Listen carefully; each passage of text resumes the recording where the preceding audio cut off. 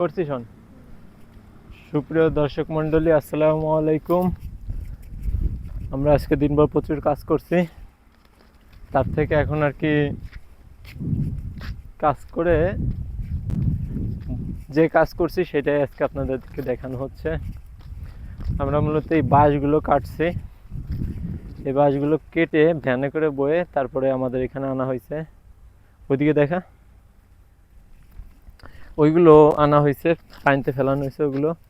ওইদিকে আমাদের ঘের আছে, এদিকে এই কর ক্যামেরা, ওইদিকে আমাদের ঘের আছে, ঘেরে লাউ গাছে মাচা মাচা দেওয়া হবে আর কি। অনেক এলাকায় অনেক রকমভাবে বলে এটাকে, আসলে আমাদের এখানে মাচা মানে আর কি বলে আমার তেমন একটা জানা নাই।